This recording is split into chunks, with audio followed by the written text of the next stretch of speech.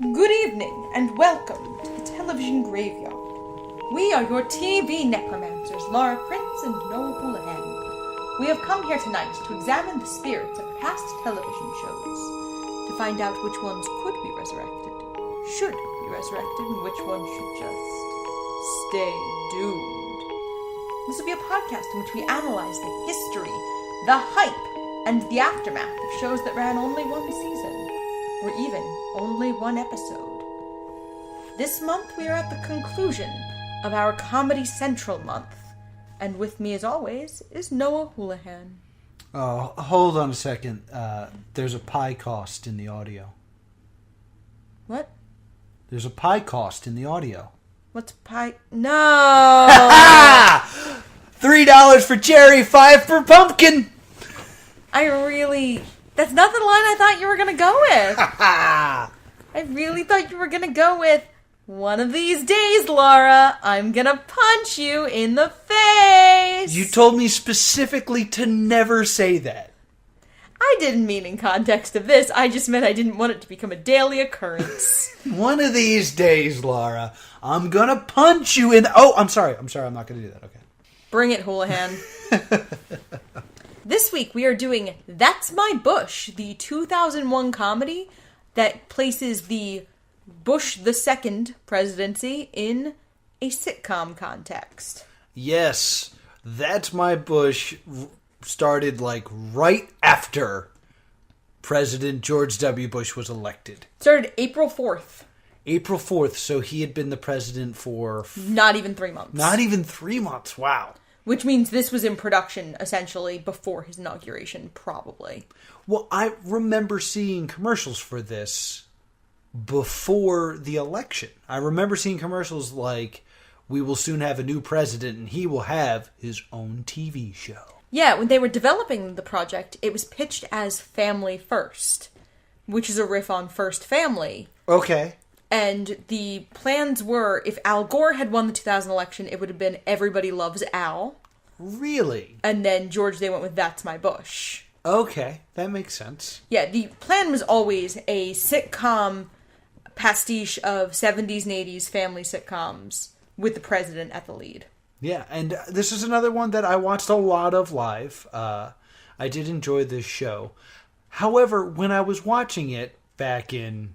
What is this, 2000? 2001. 2001. I didn't know it was Matt Stone and Trey Parker.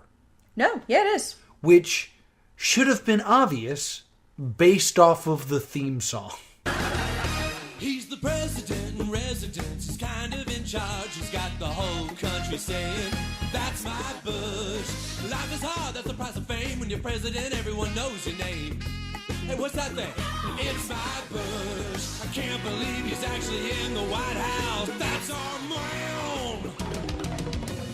That's my Bush.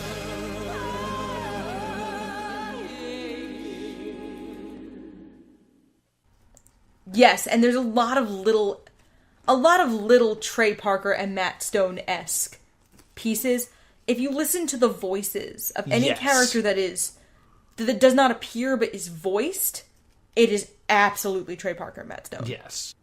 There's nothing more Matt Stone and Trey Parker than, that's our man! Yeah, it's very... I believe the pro-life activist was voiced by one of them. And I think the cat. And any and all voiceovers you hear. Yes. So, it's a sitcom starring the president, and it's very, very much a sitcom. Yes. It's a sitcom first, starring the president. Yes. So, we're in as many, sitcom tropes as possible. Yes. With the president. It's all your classic sitcom plots. It's the mother-in-law plot. It's the bottle episode plot. Which is interesting because they said that is how they wrote South Park originally. Was let's take a very common story trope and put a South Park spin on it. Yes. Because that's how they wrote the dog episode with Sparky. It's oh, my dog ran away and that sucked. How can we make that South Park? Well, let's make the dog gay. So that's basically the formula is, let's just take a sitcom and make it about the president. Yeah, they seem to just go with, let's take a hot-button political issue and then make it a sitcom plot. And that's exactly what we witness. And it works. It does. It does work. I feel like it worked better then than it does now. Absolutely. But let's get into it. Let's jump into this. Okay. So, it starts with a bang. Like, the maid... they're actually... Sorry. It starts with a bang. We meet their dog. Yeah. And what's impressive is they actually did use accurately the dog. Yeah, it looks just like George Bush's dog. Yeah, not one of the Scotty dogs, but the dog that was descended from Millie, whose name I don't remember. Yes. So, the whole thing is about First Lady syndrome. Laura Bush feels that George is not spending enough time with her. Right. So it's essentially the protagonist double books himself and has to run back and forth between two things. Yes, yeah. So he has a date with Laura Bush, and he has a meeting dinner with the head of pro-life and the head of pro-choice. Yes, and the show is pretty careful not to really take a stand.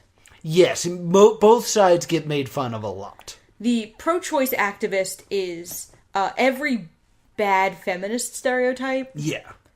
And the show makes fun of that. Because a blind character correctly states what the pro-choice activist looks like. Right. And she, kind of gets mad but really can't be. Right.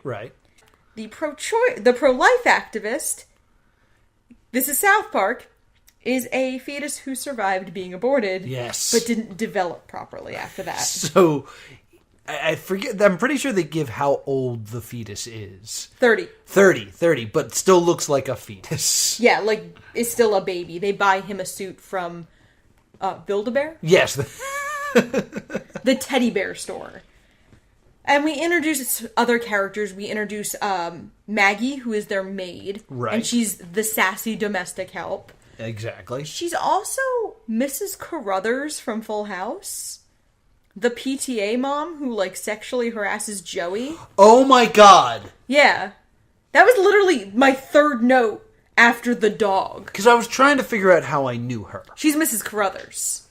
Okay. I knew her best as, she's gonna get Joey drunk and take advantage of him first chance she gets. She's a rapist. Yeah. But Maggie is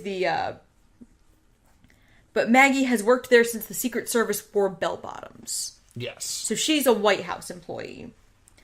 Princess is their ditzy... She's Kelly Bundy. She's, when she walks on screen, everyone whistles. And, she's always dressed very provocatively. And she's eye candy for the show. And I have to ask this, because, you have Bush and Laura as, the main characters, and then Karl Rove is there. Yes. Is Princess somebody? Princess is, Jenna and Barbara. Princess is the two daughters. Oh. But there's kind of an ethics concern. They were both legally adults, but only just. They were 20 years old. They do take a shot at them at one point in one of the episodes. Yeah, but very, the daughter who's asking for money. Yeah. Which is not that, that's a pretty easy throw. Right. Considering, what everybody else is depicted as. Mm-hmm. I think there was an ethical concern about using his real kids, who were, I believe, college students at the time. Right. That's ethically a little bit gray. Okay, I could see that. The Comedy Center, Trey Parker and Matt Stone were gonna. Really? Yeah, they were going to make them incestuous lesbian lovers. Oh. And Comedy Central clearly balked at that, because, they're 20, and whereas, they wouldn't have any reservations about taking shots at, Justin Bieber when he was 20, there's usually this very interesting mystique surrounding presidential kids. Yeah. Even they didn't young adults. ask for this. Yeah, really, until the kids hit, like, 25 and start kind of acting for themselves, they're not really fair game. Right. That's why, like, Okay. the media tries not to do anything to Barron Trump. The others are fair game. Right. Tiffany doesn't do anything, and Barron's very young. Okay. So that's why the media, when they mention the Trump kids, will go after Donald Jr., Eric, and Ivanka, who are all in their 30s. All right, that makes sense. Or older. But I was curious if Princess was supposed to be a real person, but she is not. She's an amalgamation of his daughters. Okay. Yes. Okay. But they kind of used their, like, public personas to create kind of like this uber bimbo. Right. Okay. But they take care to make her someone who works there. She's clearly of age. Yes. And she's very much the, like, you were saying Kelly Bundy, I was thinking Chrissy Snow. From Chrissy Snow. Three's Company. Oh, okay, yes. I was thinking about Chrissy Snow because Princess is very innocent. Right. We don't really, like, Kelly Bundy was a lot more aware of her sexuality. That's true. Chrissy Snow, like Princess, is very innocent. Like, she kind of plays it as, like, she's not aware of how attractive she is, yeah. And I think that's kind of the trope they're playing off. Okay, all right, yeah, I can get behind that. So, during this first episode, there's one moment that I feel like is a mistake. Okay. Because this is all meant to be very sitcom-y. Yeah. Like, the canned laughter, the applause when certain characters walk on screen, and things like that. There's a scene in the Oval Office where they're discussing, Bush trying to get out of this meeting with the dinner so he can be with his wife. And he's seated behind his desk. And the camera cuts to behind him because he's talking to Karl Rove. Mm-hmm. If this was a sitcom, you would see the audience from this angle. Yeah. And they correct this mistake because they never do it again. As I bang on some stuff. I'm sorry, guys. But they never make this mistake again because it never happens again. But, like, it broke the illusion of this as a sitcom because it started to look more like a one-camera sitcom, more of a Malcolm in the Middle, yes, Modern Family type feel. George Bush's character was actually compared in a couple of reviews to Bryan Cranston's character in Malcolm in the Middle. Really? Yeah. Okay, that makes sense. The kind of, like, bumbling sitcom dad. Yeah. And I think in 2001, Malcolm in the Middle was fairly recent. And so that was, like, the most recent example. Yeah, that makes sense. So they do a couple really good sight gags here. There's a nice gag where between the two engagements, Bush changes his tie and jacket. But they're the same tie and jacket. They're the same tie and jacket. And this is such a great trope to do first. Because this is also a trope that other sitcoms have mentioned. Yeah. Because there's the episode of Boy Meets World where he runs between Topanga and WrestleMania.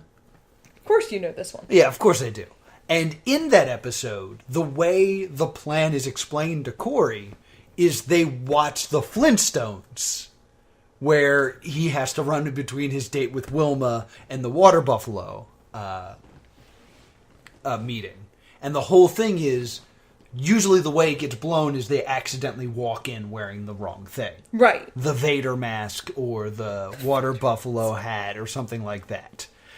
So the fact that they do this bit where he's changing into the other clothes is just great trope humor.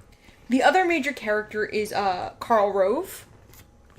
Righto. Who is the president's right-hand man. And he's very deadpan and very funny.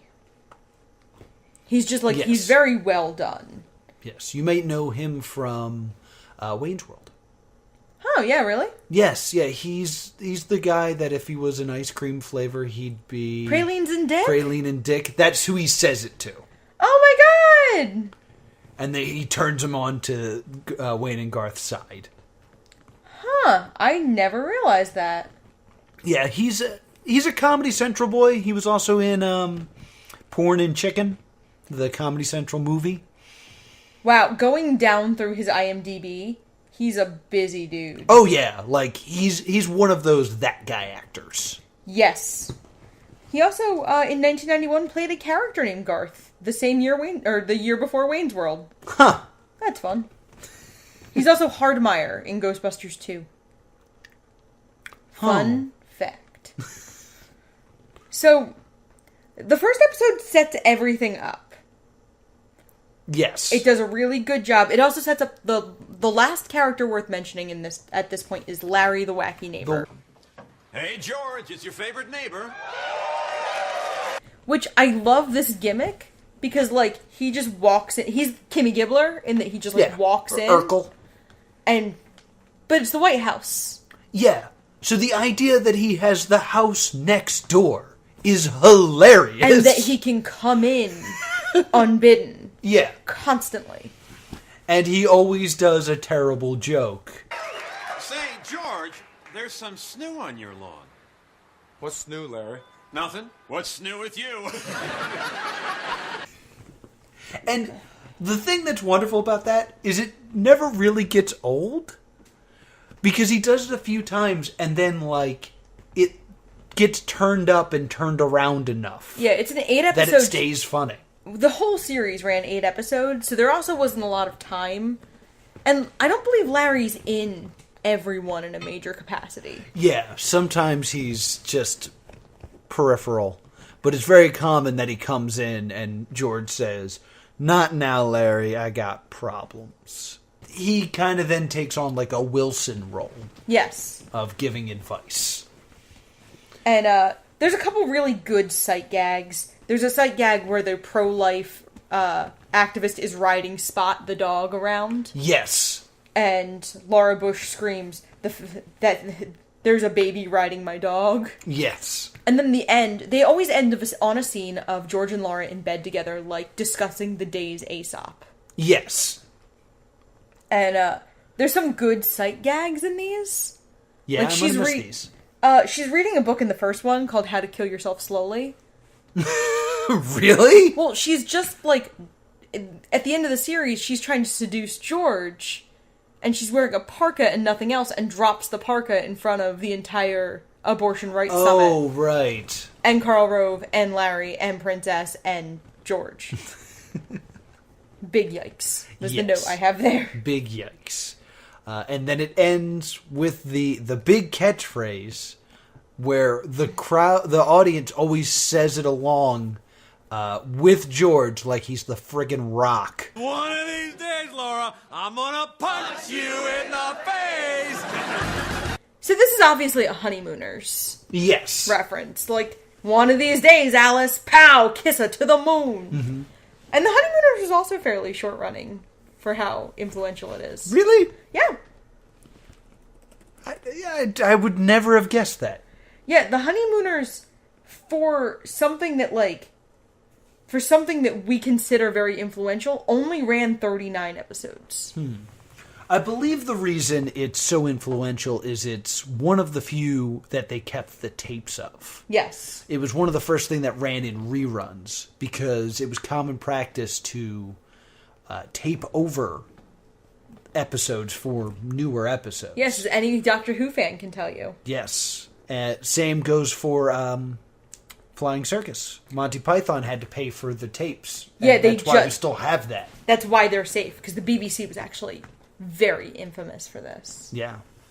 That's why certain things are hard to come by.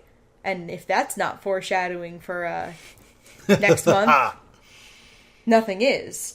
We're taking our first Stay Doomed field trip next month. Yeah, we're taking a field trip for this show. It should be very interesting. Get excited. Episode 2. Episode 2. This is the college or high school friends come and somebody makes an idiot of themselves. It's George's frat buddies from Yale. Yes, and he wants to show that he's still a cool guy and that he hasn't changed because he's become the president. And the hot button issue they attempt to tackle is the death penalty. Yes. The idea is that... and Karl Rove's always kind of phrases it this way. We're conservatives, we believe X. Yes. Kind of implying that George may not believe this, but because he's a Republican, he has to display that he does. And one of the big issues is that they feel that George Bush should watch an execution. Yes, because if he saw one live, he wouldn't be pro-execution. And this goes very poorly. This might be my favorite episode. This episode is very dark. It's very dark, but it is so funny. Because the idea is he wants to impress his frat buddies. So he convinces his frat guys to go out on one more crazy night, and they're going to go to the execution live. But they're going to do a fake execution for the frat guys. Where George can showboat.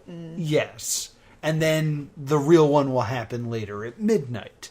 So they need to hire someone to be the fake prisoner. And the fake guards and Yes. the fake reporters. So they need a group of people who can improvise. Perhaps an improv group. Oh my God, I love this whole scene. And I got my start in improv comedy, and like they're cringy in a very familiar way. Like they are cringy in that way. Improv Yes. comedy really can be. Yeah, where it's less about it being organic and just like going for a joke no matter what. And Princess adores them. Yeah, Princess loves them, and that whole thing where they laugh instead of staying in the scene, which also drives me crazy. Yes. And Karl Rove goes off on them. Stop it! We don't want improv comedy. You don't? No, we don't. In fact, improv comedy makes me sick. Because you act like it's totally improvisational when in fact, it's formulas that you rehearse over and over and over again. And every night you pretend like you're making it up off the top of your head and then you laugh on stage to make it look real. I hate you. Do you hear me? I said, do you hear me, you sons of bitches? And the thing is, He's not entirely wrong. he is not wrong, especially at like a higher level, like Upright Citizens Brigade. When you take their improv class, that is what they're teaching you. Oh my god, I saw Jack McBrayer do ASCAT, and I was just like blown away by just how good they are at UCB in the upper levels. Right. I mean, don't get me wrong. I've gone to UCB and it's incredible. I went to Second City and it was incredible. Look at you. But it's very much we start a scene with two people, then a scene with two other people, then we bring it together, then this happens, then this happens, then this happens. Those are the beats. And that's one of the things you can tell when not great improv is happening. They don't follow that formula and everything kind of goes to hell in a handbasket. Yes. And so I want to say, improv is very hard. It's very hard. You have to be very talented to do it. But there is a formula on how it's done. Yeah. Almost like a very difficult magic trick. Like, there are many magic tricks I could tell you how they're done, and you would still not be able to do them. Because there's a variant of sleight of hand. Yes, a finesse to it. So, they, what happens is they accidentally execute the prisoner during what's supposed to be the fake execution. Well, they tell one prison guard the actual plan. And he then eats a peanut, and his neck blows up. Because he has an allergic reaction. But they cut away almost too quickly. Yes. Because it's just like, okay, I understand, everything's fine, cool, click, what? And then it's over. Yeah. It's just like, wait, what just happened? Yeah, I actually missed it initially. Yeah, I had to rewind it for you so you can see it happen. Because the effect also looks really good. It does. So, what ends up happening is now the only person that knew the plan at the jail is, he can't speak because his throat is closing. So they just think the president has decided to do the execution at 10. Yeah. So George believes it's fake, but it's real. Yes. And George showboats and acts like a frat boy, and his frat brothers end up actually horrified. Yes. Like, the effect that the anti-death penalty folks wanted to have on George, they have on the frat brothers. Yes. And, like, George is going crazy. He uses Drano at one point. Like, it's insanity. And Karl Rove has to come in and explain that George had just actually killed someone. And he faints. Yes. And this causes Karl Rove to think quickly on his feet. And he just yells, "End scene." You might think that's how an execution really goes, but it's not. Let me show you what a real execution is. And the improv team comes in. Yes, and this is dark. Well, and they immediately just start doing bits. Because Yes. it's immediately like, dead man moonwalking. Yeah. They're bad actors. And this is important. They cut away from that scene. And we get, like, the Laura in bed thing. Well, George gets very upset and goes full Schindler's List. Yes. Like, literally, he says, like, every moment he was doing something stupid, he could have been making, like, pardon phone calls. So he picks up, like, everything and was like, when I bought this, I could have been making a phone call. And he just kind of does this very, like, end of Schindler's List-esque freak out. Mm-hmm. And so he's a changed man. He learned a lesson. Yes. And all that good stuff. And then it's the Act 4 stinger here. Yeah, like post-credit. Yeah, it's what usually would happen when they cut the screen in half and credits are going. Mm-hmm. It's that scene. I am not sure this aired when I saw it originally. Because I don't remember this scene. It is a scene where they actually execute the guy from the improv team. While the other improvers are still just doing bits. And Karl Rove gets into his face and just... Freeze.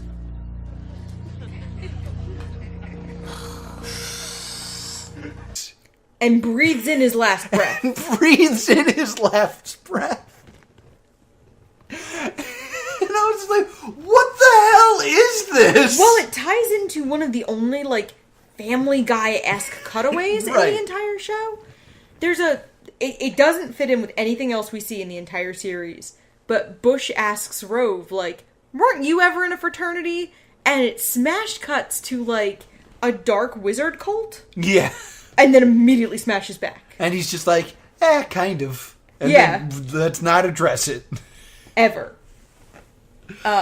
So, the next episode is actually one of the things that contributed to the cancellation. Okay. The bear episode. The bear... Oh! This episode's good. Yes. It's not the quality of the episode that was the problem. So, this episode... it's not very bear-focused, but it's... Yeah, but the bear was the problem. Oh, okay. It's the idea of somebody thinking something's out to get him. Yes, he gets addicted to Miss Cleo. Because, Yes. guys, remember Miss Cleo? Yeah, she's Miss Tia. Oh. Call me now! And I loved the bit where they show 6 of them in a row. Yes. They pan across Miss Tia's, like, her little office, and there's, like, 6 different Miss Tias, one of whom is just a white dude. Yes, doing a voice that was better than mine. But only a little. But only a little. And every time George calls, he gets death cards. Occasionally he gets a gay card. Yes. Because that was still funny to say gay. Because that was 2001 for you. 2001. So he believes someone is going to kill him. And this is the... gun control episode. And he's just like, I believe that if no one has guns... No one can kill me. And this is again when Karl Rove says, we're conservatives. We're not anti-gun. And then, like, Laura, they're both addicted to the 900 number. Right. 'Cause that's how it starts, is getting yelled at over the phone bill, which is a very 80s, 90s sitcom. Yes. And Laura, every time she wants to call the psychic, she takes a drink instead, which Yeah. is something Princess recommends. Like, oh, whenever I wanted to smoke, I did something else. Yes. She sang a tune. She sang Princess. show tunes. Yeah. And then Bush wants to call the psychic and then does a mini medley. He does a medley of Clang, clang, clang with the trolley. Ding, ding, ding with the bell. It's a hard knock life for us. It's a hard knock life for us. God, I hope I get it. I hope I get it. How many people does he need? Ooh, good pull. Good pull, guys. Showing that even this early, Matt Stone and Trey Parker were theater nerds. I mean, this is the year South Park Bigger, Longer... Like, South Park Bigger, Longer, and Uncut was already out by this point. Yeah, yeah. Yes. Yeah, you're right. It had been out 2 years when this ran. Yeah, so we already saw their Les Mis love. Oh my god. I love their Les Mis pastiche in that film. It's super good. It really is. So, he has banned all the guns, but he has realized that it's someone He knows. he knows that is going to kill him, according to the psychic. So we're going to do a very, Clue-esque thing where he's going to accuse everyone. Charlton Heston is very angry with him for trying to ban guns, and George Bush has bought himself a pet bear for protection. Yes. But before we actually go further, let's talk about Charlton Heston.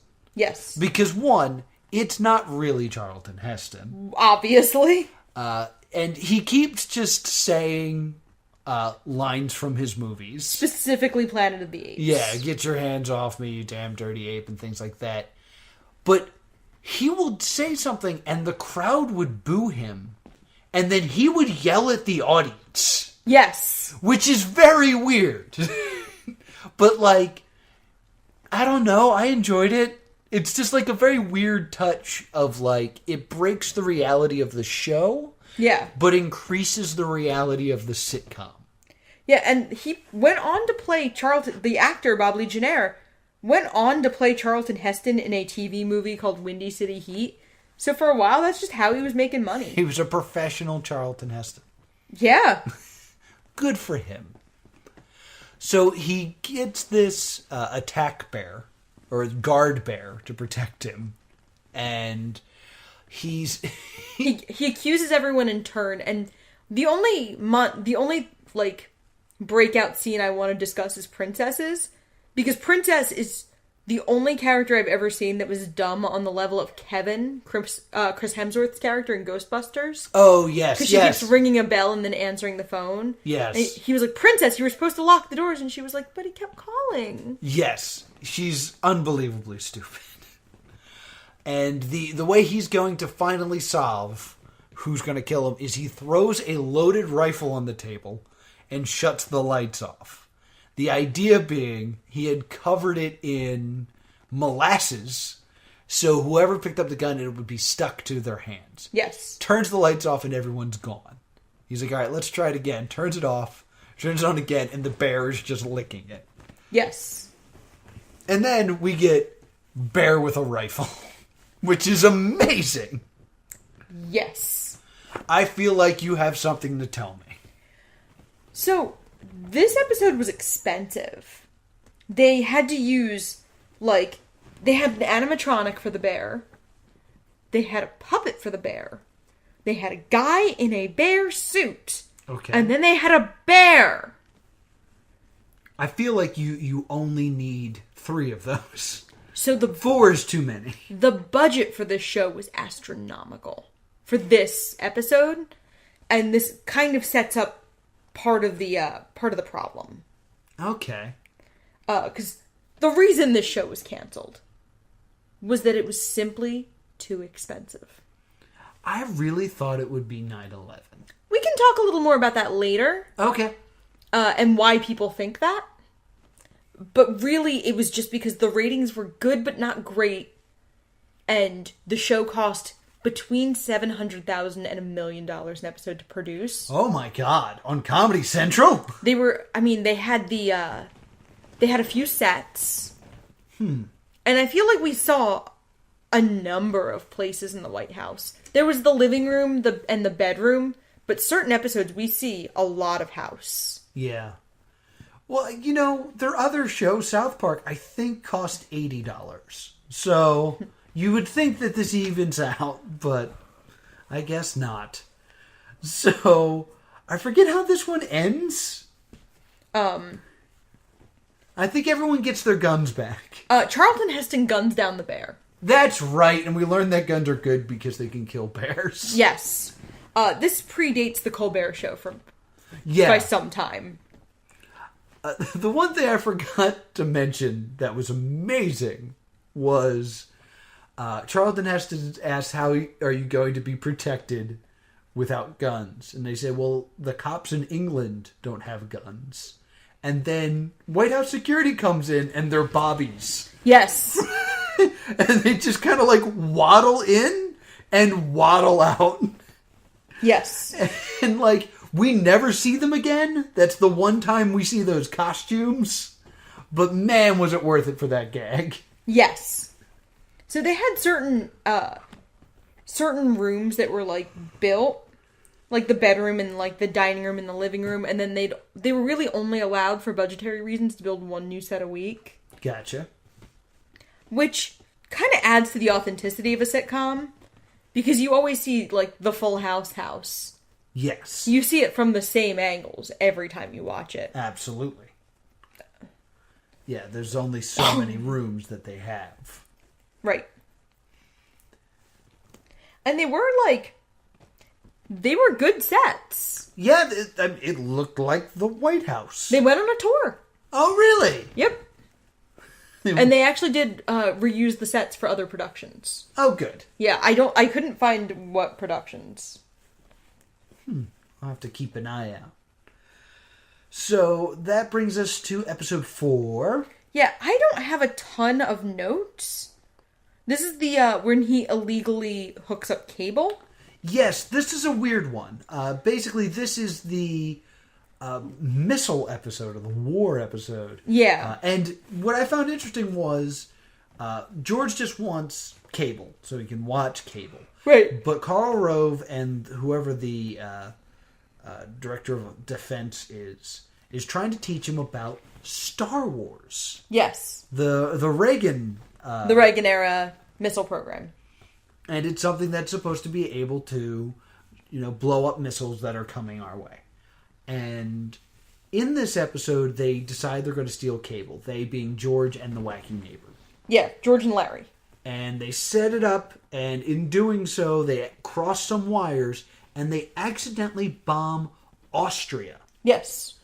Which was really hard for me to understand, because I thought it was Germany, because they're not speaking English. No.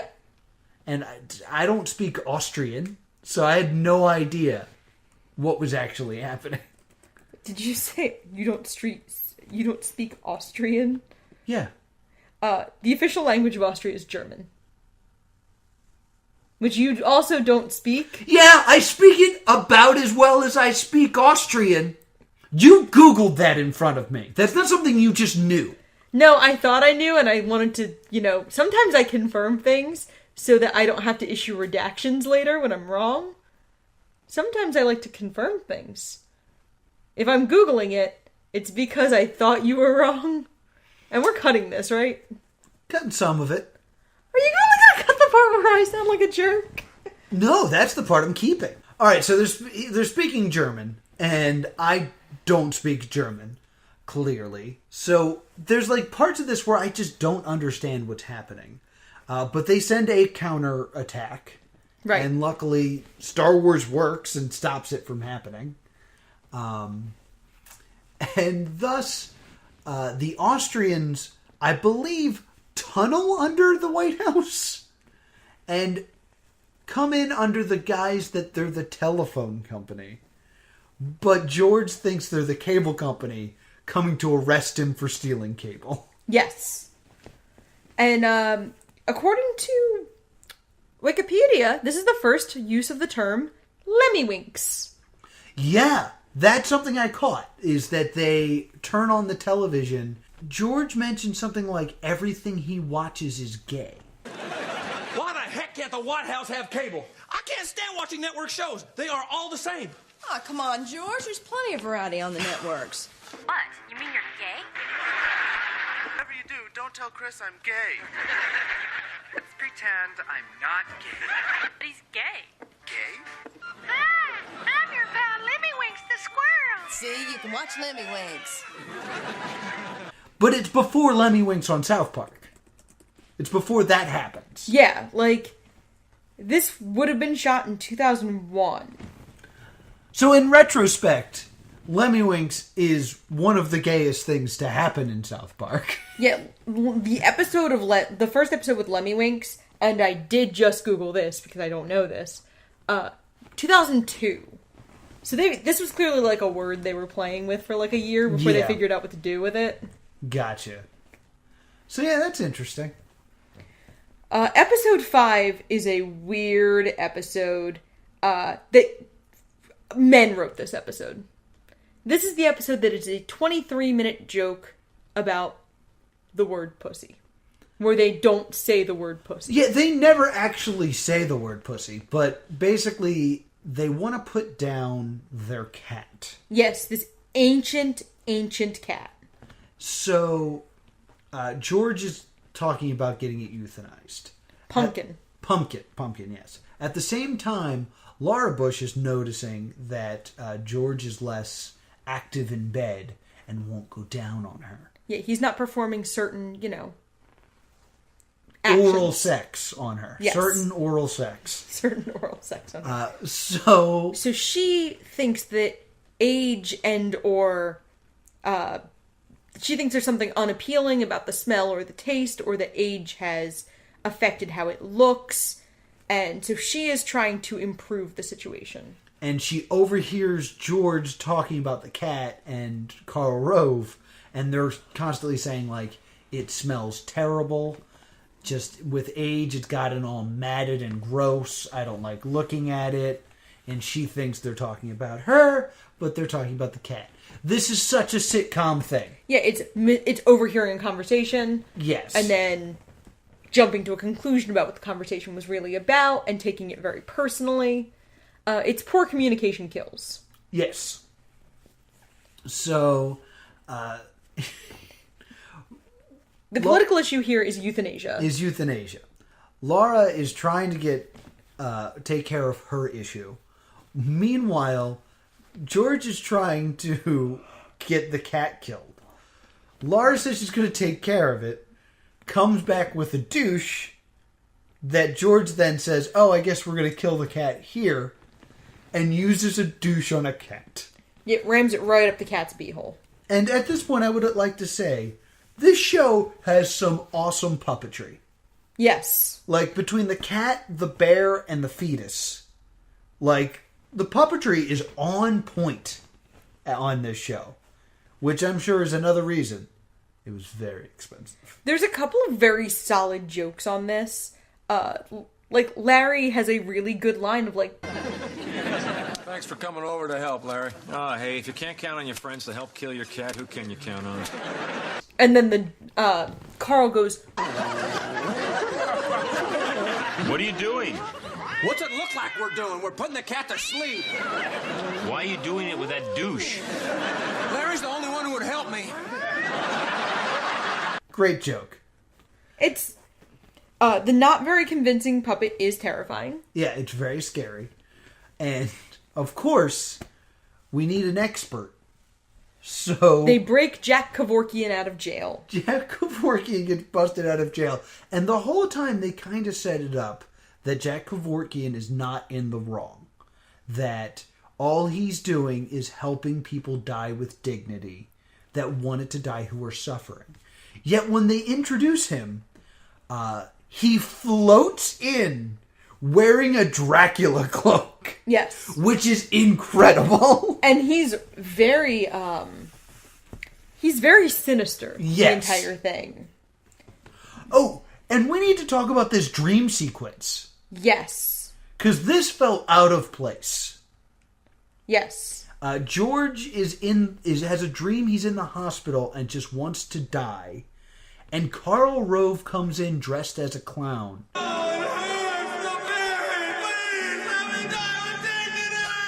Hi, George! That's against the wall! You just have to suffer!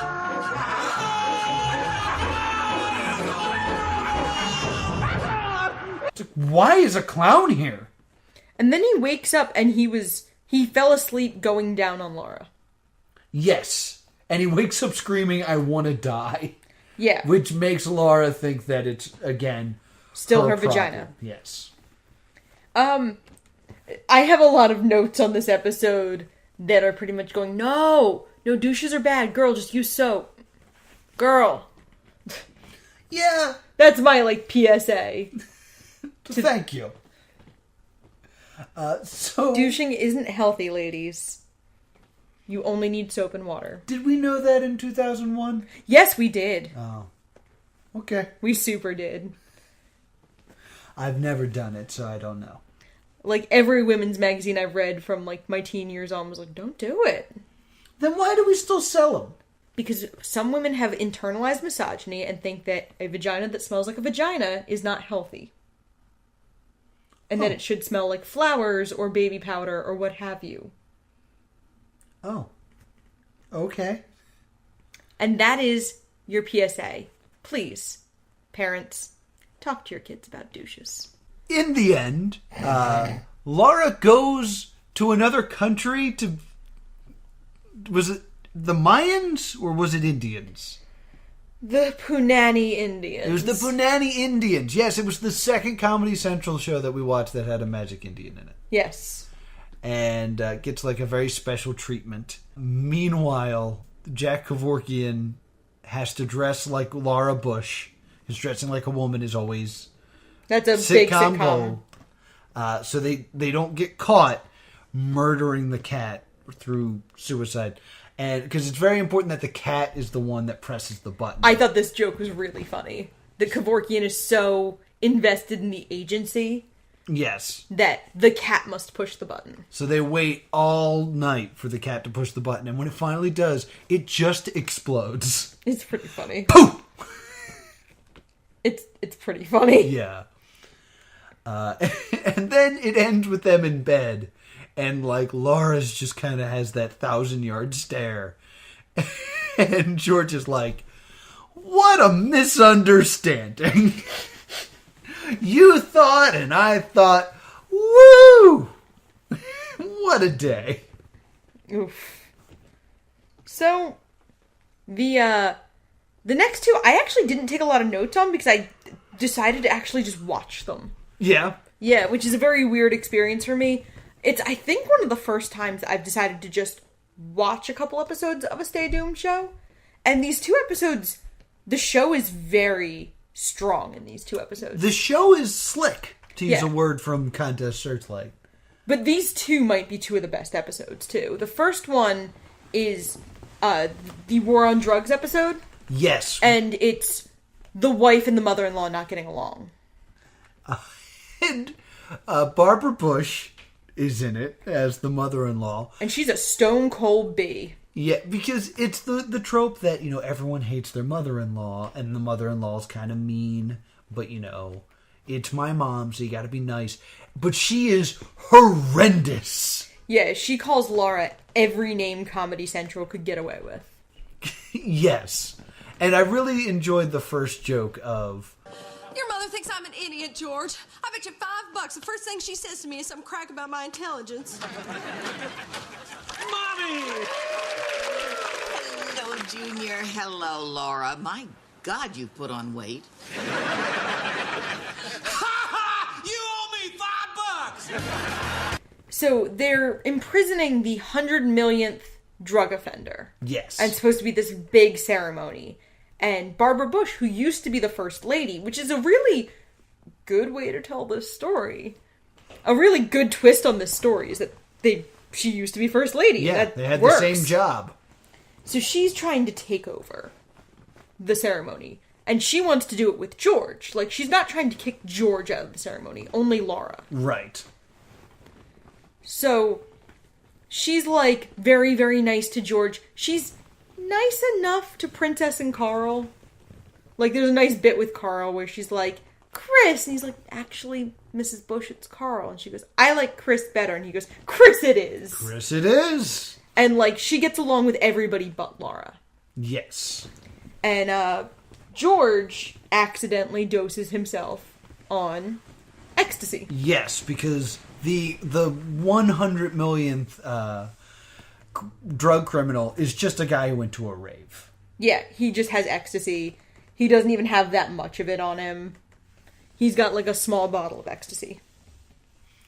And George then starts to trip out a bit.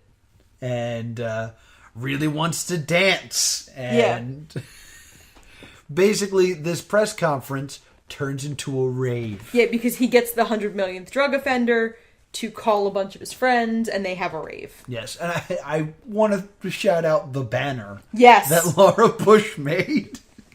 You have to be high to want to do drugs. But to want to is in impossibly tiny font, so it just says, you have to be high, do drugs. You have to be high, do drugs, to want to.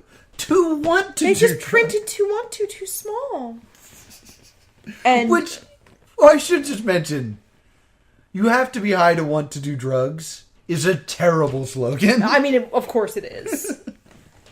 There's a great... The ending of this, when they actually have the ceremony, is great because they go live to Laura Bush as she is reaming out Barbara Bush. Yes. Because she's finally gotten sick and tired of how mean Barbara is to her, and she just starts reaming her out. And manages to kind of pull out the ceremony by comparing the war on drugs to an overbearing mother-in-law. Yes. And the reporter cries because of how beautiful it is. Yeah, I really liked this episode. I thought it was really funny. It's really, really funny. It hits all the tropes perfectly. But like turned up to 11. It does a good sitcom thing where like Laura is humiliated through the entire episode, but then Barbara gets her comeuppance. Yes. So it's actually like dramatically satisfying. And did you see the Matt Stone cameo? I did not. He's a banana. Oh, he's the banana in the rave? He's the banana. It's like the rosebuds. Yeah, exactly. And then the next one is the bottle episode. Yes. Or the six-pack episode in this case. That's a great joke. What an amazing way that they did this. It's so funny throughout. But the basic idea, it starts with they want to make Karl Rove happy. Because he's never found love. So Laura sets him up with one of her friends, and they hit it off, and it's amazing. And Karl Rove's like, I feel so good, I feel young again. I just don't know how I'm going to tell my wife. And Laura is horrified because she did not know Karl was married. And then Karl's wife shows up, and we're going to play just a little clip of how Karl's wife treats Laura. Mrs. Rove, I didn't. Just look at this pale young girl. Just look at her. You look her in the face and tell her daddy's not going to be around anymore. Daddy's what? Perhaps your daughter could play with Maggie so you and I can... You tell her that her daddy's not going to be there to tuck her into bed at night or to take her to her speech therapy classes. You tell her that daddy doesn't love her anymore. Daddy, I miss my dad. There. Look at what you made her do. And it's just like, it's savage. Yeah, it's real fun. And it's very funny. How brutal it is. And so then Laura wants to atone. And she feels terrible about the situation.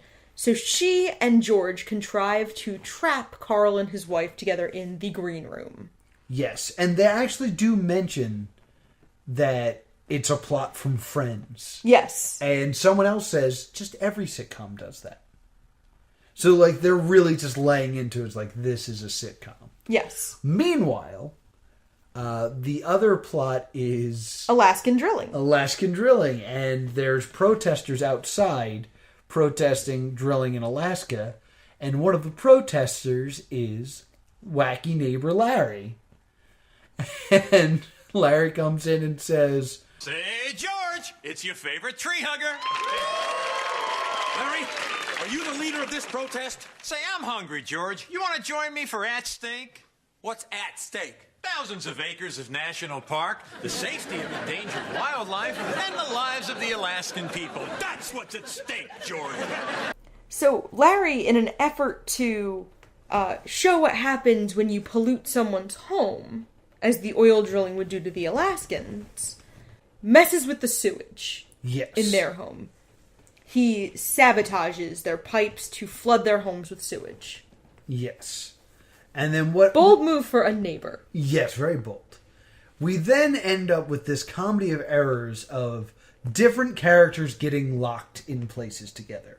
We start with Larry and George in an elevator, and Karl Rove and Maggie in the green room, and... Laura and Carl's wife. Laura and Carl's wife surrounded by sewage. Yeah, they're like up on a piece of furniture, stranded because everything else is sewage. And every time with each of these scenarios, they have a realization where sappy music plays. They both grow as people, and then as soon as they grow as people, they find a way out of the situation. But into another. But they end up going into another, because George finds like a vent to crawl through. And so does Karl. So they find each other in the vents, and then they get stuck in the vents because they get past each other. So then it happens again. Meanwhile, Laura just runs through the sewage, goes to the bathroom, locks herself in the bathroom, and then has a moment with herself. Yeah, which I really liked. I thought that was a good twist. So then George and Karl end up switching places. So now George is with Maggie and Karl is with Larry, and they do the same thing again. And it's just the repeated trope over and over again. It's good comedy, yo. Yeah, it's very, very funny. It's just like a good bottle episode. And then we hit the finale. How did that episode end before we move on to the finale? George decides not to drill oil in Alaska because they decide to buy it from the Middle East. Right, because Karl Rove gets the advice, sometimes it's better to pay than to mess up your own home. So he tells his wife, don't worry, I'm going to start paying prostitutes. And his wife goes, oh, Karl. And they leave happily, and I guess the 9-year-old ends up with a dad again? Yeah, question mark? It's a happy ending, question mark. And then the last one, the political issue is presidential impeachment. Yes. And we did not do this on purpose, but like I'm with Busey, it involves a title change in the last episode. Yes. And the same word is used. Yes. Instead of I'm with Busey, it was I'm with Dick, and instead of that's my Bush, it was... He's the president in residence, he's kind of in charge, he's got the whole country saying, that's my dick. Life is hard, that's the price of fame, when you're president, everyone knows your name. Hey, what's that thing? It's my dick. Yes, and now Dick Cheney is the president, and George has to go find a new job. And we run through pastiches of several other sitcoms. We have theme sequences. This episode had to cost a fortune. I don't know. I mean, Matt Stone and Trey Parker probably loved doing all these stupid songs. Oh, I don't mean to write the songs. I mean to emulate those title sequences. We used other sets. Yeah, that's true. And so we start with the Jeffersons. Yeah, moving on down. Moving on down to the crappy part of town, to a $200 studio apartment in the hood. Moving on down where the sky is always brown.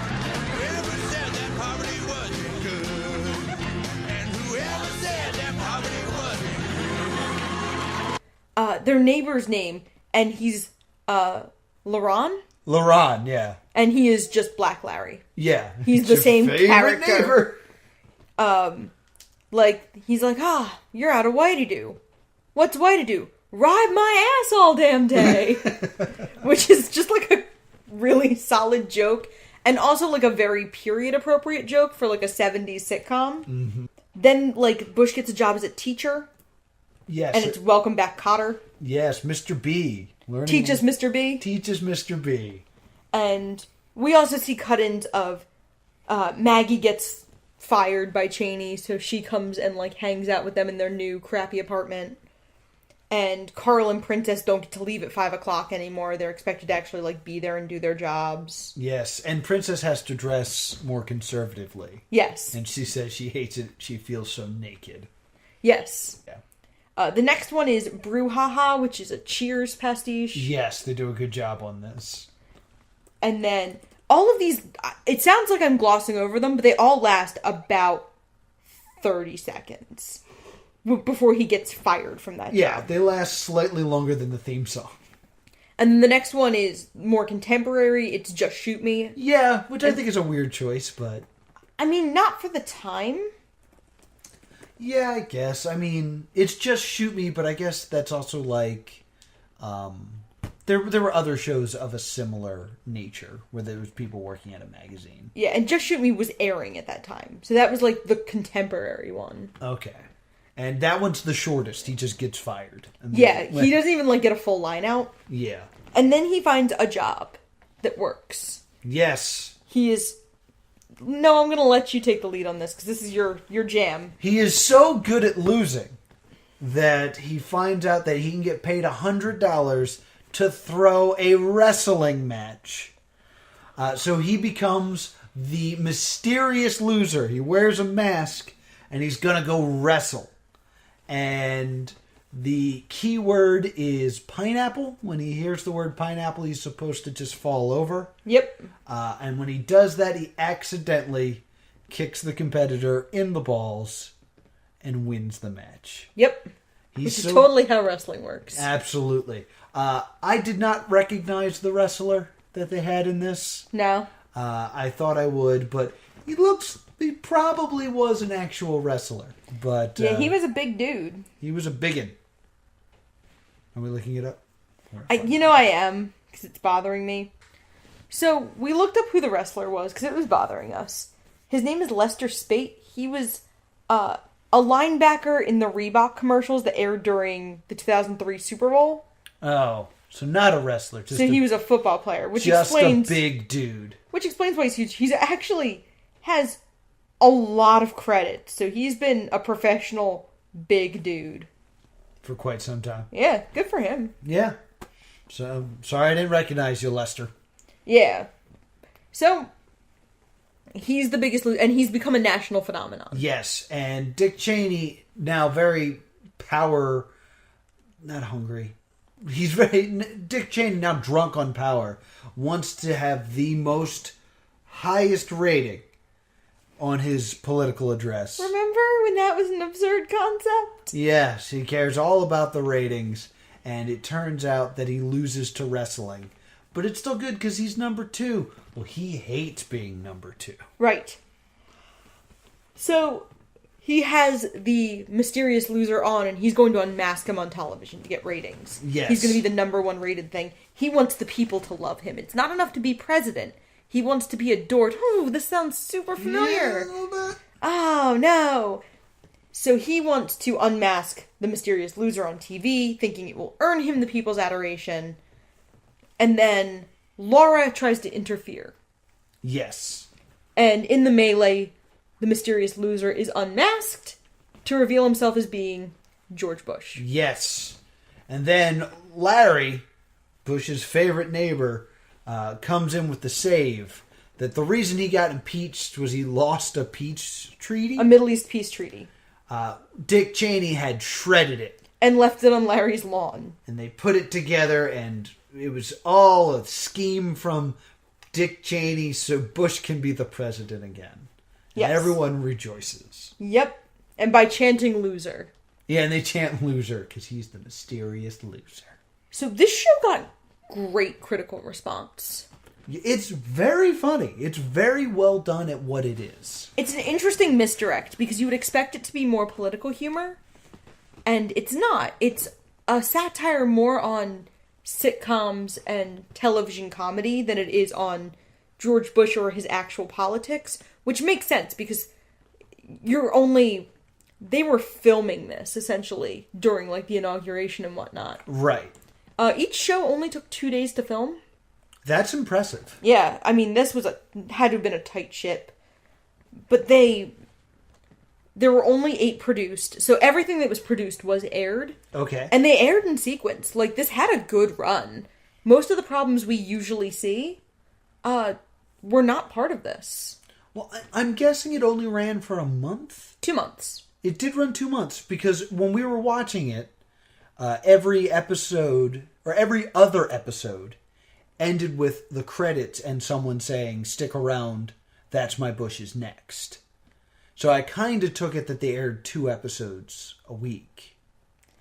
The original air dates were in sequential order, but knowing how network TV ran and cable TV ran at that time, I could totally see that they would run the previous week's episode. Yeah, maybe. That makes sense. Because that, like, when TV on demand was less of a thing, there had to be a way to catch people up a little better. Yeah, so they would just show the reruns. Okay. And it ran in, like, an odd time period. It ran April-May. That is a bit odd. It really is. But I mean, with Comedy Central, they usually do 8-episode seasons. So I feel like they were always rotating to a new show. Yeah, it was just like it was a very odd one. Yeah. Because usually, like, they start in the fall, or maybe they're mid-season in the winter. So starting in April is just kind of interesting. And just kind of weird. Yeah. And it was canceled officially in August, but they knew when they shot the finale that it was the finale. Really? They did. They just realized it was too expensive and they weren't going to get picked up? Yes. The show enjoyed critical success and decent ratings. Yeah. But it wasn't the phenomenon it needed to be to justify its cost. That makes sense. So, it even got a DVD release. Yeah, it did. That's My Bush, the definitive collection. Yeah. The reviews for the DVD release were super interesting because the DVD release came out in 2006, which was still during the Bush administration. But a significant time after 9/11, and even only 5 years removed from the show, people kind of treated it as a relic. Yeah. And they said, like, it's a show from a more innocent time. Yeah. I mean, like, I definitely thought it got canceled because of 9/11.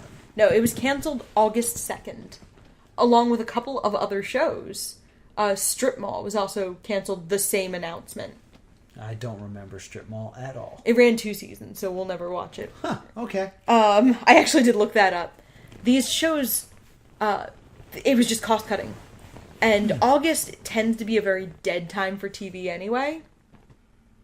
Most shows are... Your summer shows are ending or over, and your fall shows have yet to pick up. And, like, August, that's when, like, The Daily Show's on vacation, Right. and really all of your late-night shows, that's when they take their vacations, and August is just kind of a slow time. So, people aren't going to miss a show in August, and then when September rolled around, and then 9/11 occurred, I could definitely see why people would look around in October or November and go, "Oh my god, That's My Bush didn't come back. I guess it got canceled because of 9/11. Yeah. Because unless you were paying attention, which most people aren't, they're not going to see that That's My Bush was canceled. This was pre-social media, pre-Twitter. Mm-hmm. It's not like there's a Save That's My Bush hashtag. Right. But 9/11 has affected the show retroactively. After 9/11 and the ensuing wars, most people could no longer take Bush as a harmless, doddering idiot. Yeah. After he's, a war criminal, and... I remember watching... I'm going to go back to wrestling, I'm sorry. Alright. But I remember watching a Chris Jericho promo where he says, "I know it's not cool to make fun of the president right now, but hey, he's not my leader." And the king was like, "Oh, that's right, he's Canadian." And then he makes some sort of, like, jab at America because he was a heel. Right. But I remember in that moment going, yeah, no one does make fun of the president anymore because of 9/11. that's my Bush never came back. Yeah. Like, I remember having that thought while watching Monday Night Raw. That's super interesting. Yeah, I mean, the show just... It doesn't work now. Yeah, it's just, it's not an innocent time anymore. It's like, it is really the example of a pre-9/11 world, where it was fine to, like, make these jokes. And it was fine to tease the president in that way. Because I know the President Show exists now on Comedy Central. Yes. And that's... Is it still running? I know it ran on, like, a weird schedule where it only ran on Thursdays and, like, replaced The Daily Show one night a week. Yeah, I think it was technically a special. Like, I don't think it was a series. Yeah, it ran pretty consistently. It ran 20 episodes in 2017. So, but it has run specials roughly every 6 months. But, like, that just goes to show the difference between these two, in that the President Show on Comedy Central in 2017 would never have existed right if someone else won the presidency. Right. That's My Bush would have existed with Gore. Yes. The title would have been different, but they had already decided to make this show. That was directly lampooning the president. This is not actually doing that. But it then became a time where we didn't want to poke fun at the government. Yes. And now we can again. So, yay? I mean, it's kind of an interesting idea because That's My Bush wasn't political satire. It's mostly poking fun of the office of the presidency and this idea of political theater as it was starting to be in the 90s and 2000. Like, started with, Clinton playing the sax and Arsenio. And this now, like, entertainment that has to go with it. You know what That's My Bush kind of reminds me of? Jesus and the Gang. Bum, bum, bum! Because you're taking a character that everyone knows and showing them in the light of just an everyday average person, instead of lampooning what that person is known for. Yeah. So, maybe, did Mike Lombardi have anything to do with, no? No. Alright, thought I'd ask. But, we've actually managed to tie a neat bow on Comedy Central month. Yeah, well, not yet. Oh. We gotta give, what do you mean, oh? You gotta give it a verdict. I know, but it was such a neat ending, and I was excited about the editorial goodness of it. Because, we've been leading to this with our discussion. It's a stay doomed. The show can't work after 9/11. Yeah, I think it has to be a stay doomed for me as well. As much as I'd like to see another episode of it, you can't, like, bring it back now. No. That would be really weird. Yeah, it doesn't work anymore. Like, I almost think that they maybe could have done, if Hillary Clinton had won the presidency, they could have done, like, a Lifetime sitcom. like the sitcoms I'm talking about, like the lady sitcoms? Yes. That... You're not talking about a Lifetime special. No. No, I'm talking about, like, the shows that air on, like, Hallmark and Lifetime. The comedies that revolve around women and how, like... Yeah, Designing Women, Veronica's Closet. That's the one I couldn't think of. The Nanny. Yeah. Suddenly Susan? Suddenly Susan's another one. Caroline in the City. Yeah, like those kinds of shows. Maybe not that one. But... like, that's what I would think could be an incarnation of that. But you kind of have to have smooth sailing politically. Yes. Which we clearly don't have in 2016. Or haven't had since 2016. No. Ooh, hey, what's up, Freud? So that's a stay doomed for me. Yeah, it has to be a stay doomed as well. But, like, stay doomed, but worth watching. Yes. Like, if you want to sit down and watch, like, a very much a time capsule of what it was like in a pre-9/11 world. Yeah, this is a fun show. Like, sometimes when we have a stay doomed, I want to be like, but it's still worth watching and it's still good. Yeah. I mean, I've had stay tuned I've enjoyed less. Yeah. Yeah, I think that's very accurate. So it's starting to rain real hard, so we're going to lose sound quality soon. Yeah, so what are we doing next week? For our April 1st episode, we're going to switch it up a little bit. We're going to do Holmes and Watson, and that's going to be our April 1st episode, is we're going to close out Razzie Month, and instead of doing it on the 5th Monday, we're going to do it on the 1st Monday. Yeah, we thought it would fit April Fool's Day. Yes, because we're fools for watching this film, Absolutely. and it goes up in April. Yeah, so strap in for that one. That DVD should launch on Tuesday. So if you want to pick it up and watch before you listen, it's your funeral. This DVD will have launched last Tuesday. Okay, whatever. Yes. Sorry, we're recording ahead of time, guys. April's going to be a really exciting month. We're doing Legends Month.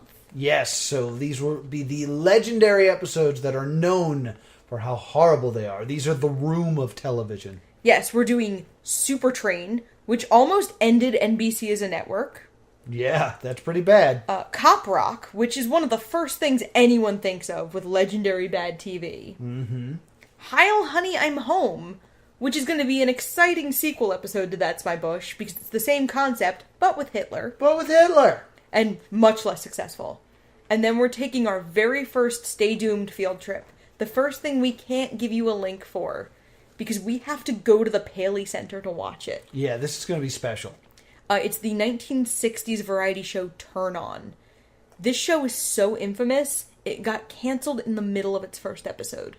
That's pretty crazy. I'm super, super hyped for it. So get hyped for that one. I'm very, very hyped. And where can people see us live? Currently, people can see us live at JohnCon, April 12th through 14th. In Baltimore, Maryland, at Johns Hopkins University. Yeah, so be sure to come see us there. And how can people reach out to us? You can email us at thestaydoomedshow@gmail.com, or you can use Facebook and Twitter at Stay Doomed. And if you want to talk to me about how professional wrestling is how you remember your own life, I'm at TV's Noah. If you want to talk about how interesting political satire and That's My Bush could be, I'm at Priorities. Until next time, stay doomed. Yay.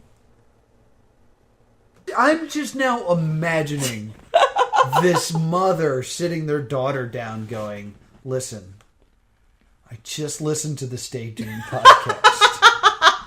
And I just want to let you know that your vagina should smell natural and not like flowers. So don't douche. We good?